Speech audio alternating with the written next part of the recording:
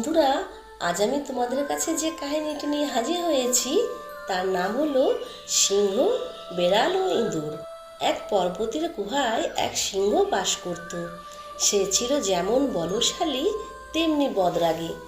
তবে বলশালী হলে কি হবে, ইঁদুরের উৎপাতে সে পড়ল বিপাকে। সারা রাত সিংহ ঘুমোতে পারত না ইঁদুরদের জন্য। তাদের এত সাহস যে কখনো কখনো তারা সিংহের কেশরও কেটে নিত, কিংবা তাদের লেজ ঢুকিয়ে সিংহের নাকে সুরসুরি দিত। সিংহ ভয়ানক রেগে যেত, তবু ইঁদুরদের সাজা দিতে পারত না। ধরতেই পারত না তাদের। সাজা দেবে কেমন করে? পটাপট গর্তের মধ্যে ঢুকে পড়তো ইঁদুররা। সিংহ মনের রাগ মনেই চেপে রাখত। সে বুঝতে পারল যে সে যতই বলশালী হোক না কেন, ইঁদুরকে সাজা দেওয়া তার কর্ম নয়। সে অনুভব করতে পারল কেবল বলের সাহায্যে ছোট ছোট ইঁদুরদের বিনাশ করা যাবে না।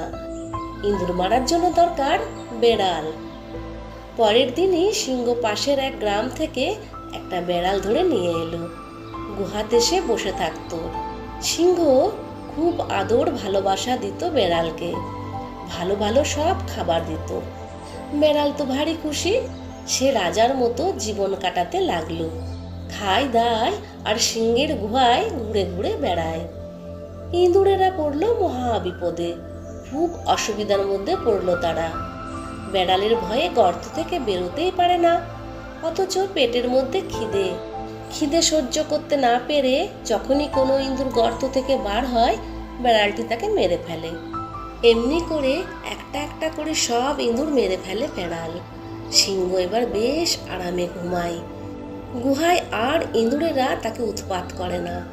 একদিন, দুদিন, এমনকি 7 দিন কেটে যায়।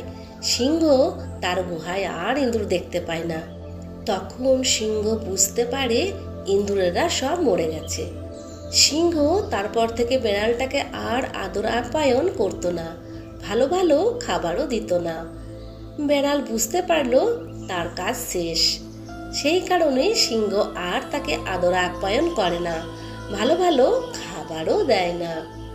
মনে রাখবে বন্ধুরা, মনিবের কাছে একেবারে বেকার বেদরকারি হতে নেই, তাহলে এই বেড়ালটির মতন দুর্দশা হবে। তোমরা ঈশ্বরের আশীর্বাদে সকলে খুব ভালো থেকো, আনন্দে থেকো, সুস্থ থেকো, এই শুভকামনা নিয়ে আজ এখানেই শেষ করছি। বাই।